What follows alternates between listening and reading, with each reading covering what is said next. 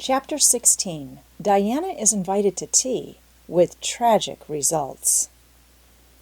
October was a beautiful month at Green Gables when the birches in the hollow turned as golden as sunshine, and the maples behind the orchard were royal crimson, and the wild cherry trees along the lane put on the loveliest shades of dark red and bronzy green, while the fields sunned themselves in aftermaths.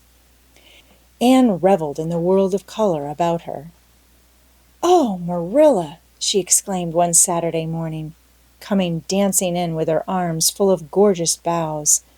"I'm so glad I live in a world where there are Octobers. It would be terrible if we just skipped from September to November, wouldn't it? Look at these maple branches. Don't they give you a thrill? Several thrills? I'm going to decorate my room with them."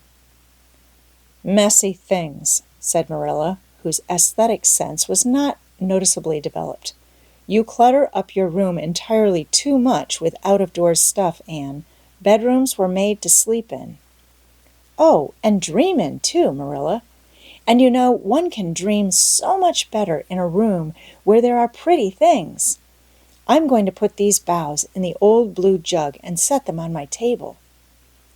"Mind you don't drop leaves all over the stairs, then.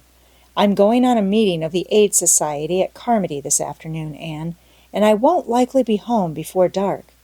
You'll have to get Mathew and Jerry their supper, so mind you don't forget to put the tea to draw until you sit down at the table, as you did last time." "It was dreadful of me to forget," said Anne apologetically, "but that was the afternoon I was trying to think of a name for Violet Vale, and it crowded other things out. Mathew was so good. He never scolded a bit. He put the tea down himself and said we could wait a while as well as not. And I told him a lovely fairy story while we were waiting, so he didn't find the time long at all. It was a beautiful fairy story, Marilla. I forgot the end of it, so I made up an end for it myself, and Mathew said he couldn't tell where the join came in." "Mathew would think it all right, Anne, if you took a notion to get up and have dinner in the middle of the night. But you keep your wits about you this time, and I don't really know if I'm doing right. It may make you more addlepated than ever. But you can ask Diana to come over and spend the afternoon with you and have tea here." "Oh, Marilla!"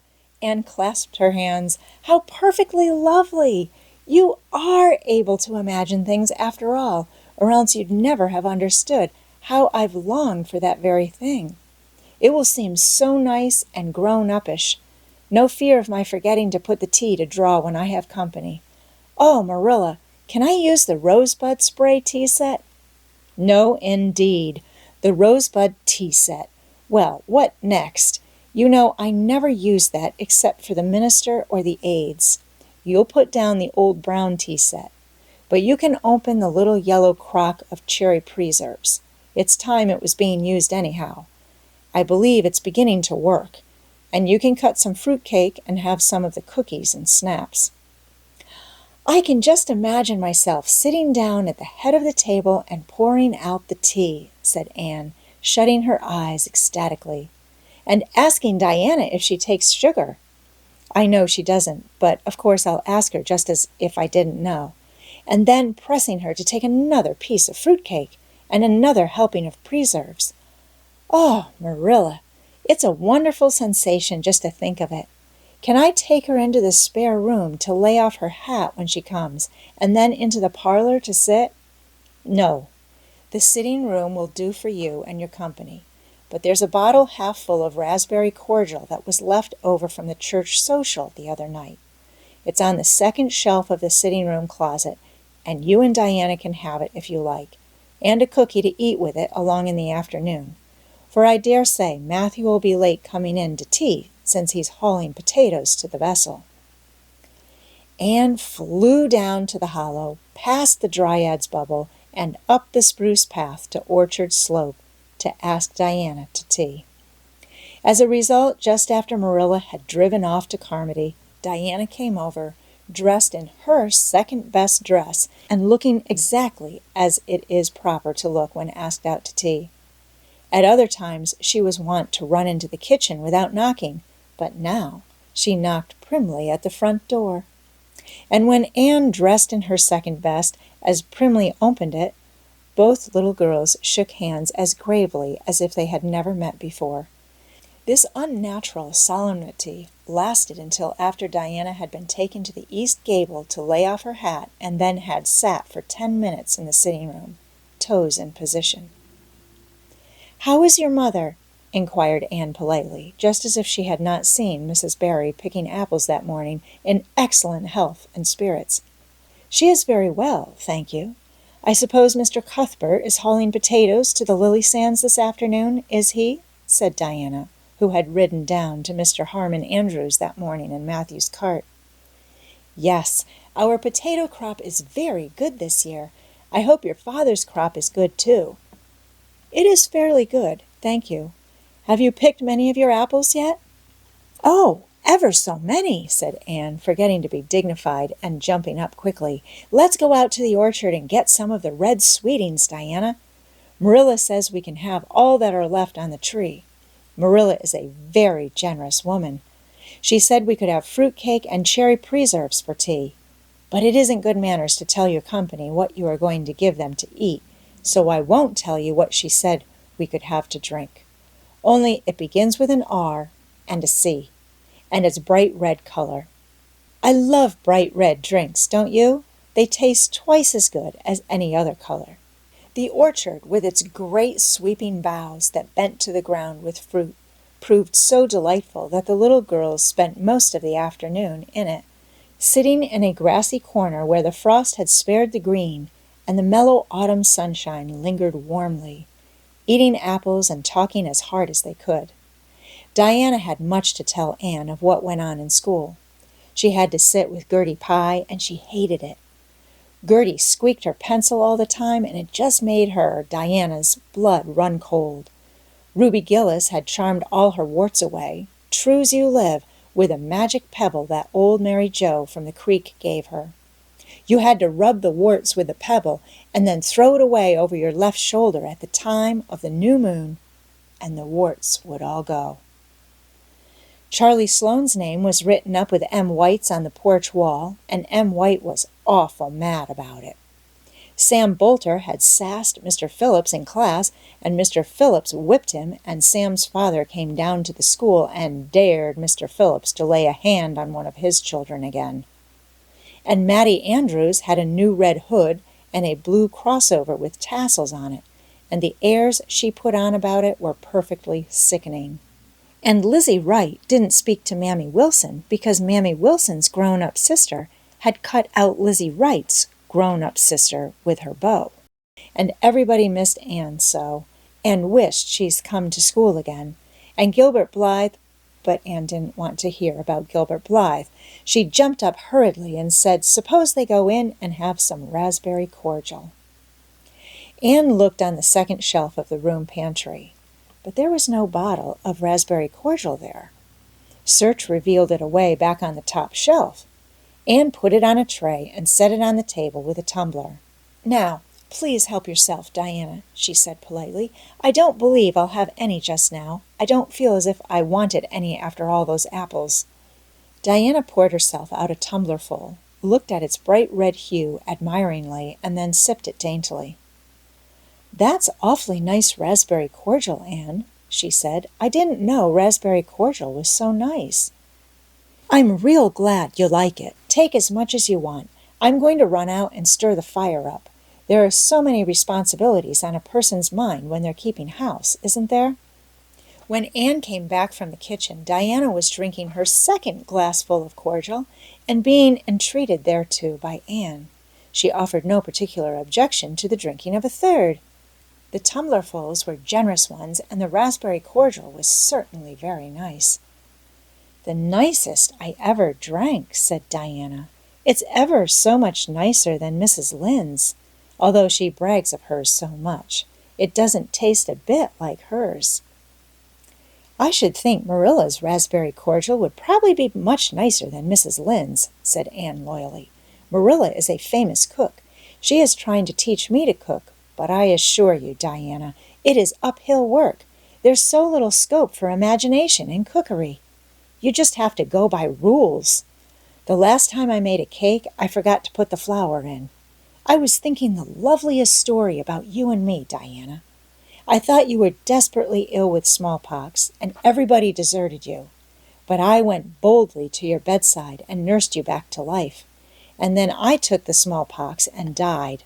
And I was buried under those poplar trees in the graveyard, and you planted a rose bush by my grave and watered it with your tears. And you never, never forgot the friend of your youth who sacrificed her life for you. Oh, it was such a pathetic tale, Diana. The tears just rained down over my cheeks while I mixed the cake. But I forgot the flour, and the cake was a dismal failure. Flour is so essential to cakes, you know. Marilla was very cross, and I don't wonder. I'm a great trial to her. She was terribly mortified about the pudding sauce last week. We had a plum pudding for dinner on Tuesday, and there was half the pudding and a pitcherful of sauce left over. Marilla said there was enough for another dinner and told me to set it on the pantry shelf and cover it. I meant to cover it just as much as could be, Diana, but when I carried it in, I was imagining I was a nun. Of course, I'm a Protestant, but I imagined I was a Catholic, taking the veil to bury a broken heart in cloistered seclusion. And I forgot all about covering the pudding sauce. I thought of it next morning and ran to the pantry. Diana, fancy, if you can, my extreme horror at finding a mouse drowned in that pudding sauce. I lifted the mouse out with a spoon and threw it out in the yard, and then I washed the spoon in 3 waters. Marilla was out milking, and I fully intended to ask her when she came in if I'd give the sauce to the pigs, but when she did come in, I was imagining that I was a frost fairy going through the woods, turning the trees red and yellow, whichever they wanted to be. So I never thought about the pudding sauce again, and Marilla sent me out to pick apples. Well, Mr. and Mrs. Chester Ross from Spencervale came here that morning. You know, they are very stylish people, especially Mrs. Chester Ross. When Marilla called me in, dinner was all ready and everybody was at the table. I tried to be as polite and dignified as I could be, for I wanted Mrs. Chester Ross to think I was a ladylike little girl, even if I wasn't pretty. Everything went right until I saw Marilla coming with a plum pudding in one hand and the pitcher of pudding sauce warmed up in the other. Diana, that was a terrible moment. I remembered everything, and I just stood up in my place and shrieked out, "Marilla, you mustn't use that pudding sauce. There was a mouse drowned in it. I forgot to tell you before." Oh, Diana, I shall never forget that awful moment if I live to be 100. Mrs. Chester Ross just looked at me, and I thought I would sink through the floor with mortification. She is such a perfect housekeeper, and fancy what she must have thought of us. Marilla turned red as fire, but she never said a word then. She just carried that sauce and pudding out and brought in some strawberry preserves. She even offered me some, but I couldn't swallow a mouthful. It was like heaping coals of fire on my head. After Mrs. Chester Ross went away, Marilla gave me a dreadful scolding. "Why, Diana, what is the matter?" Diana had stood up very unsteadily. Then she sat down again, putting her hands to her head. I'm awful sick," she said, a little thickly. I must go right home." "Oh, you mustn't dream of going home without your tea," cried Anne in distress. "I'll get it right off. I'll go and put the tea down this very minute." "I must go home," repeated Diana stupidly but determinedly. "Let me get you a lunch anyhow," implored Anne. "Let me give you a bit of fruit cake and some of the cherry preserves. Lie down on the sofa for a little while and you'll be better. Where do you feel bad?" "I must go home," said Diana, and that was all she would say. In vain Anne pleaded. "I never heard of company going home without tea," she mourned. "Oh, Diana, do you suppose that it's possible you're really taking the smallpox?" "If you are, I'll go and nurse you. You can depend on that. I'll never forsake you. But I do wish you'd stay till after tea. Where do you feel bad?" "I'm awful dizzy," said Diana. And indeed she walked very dizzily. Anne, with tears of disappointment in her eyes, got Diana's hat and went with her as far as the Barry yard fence.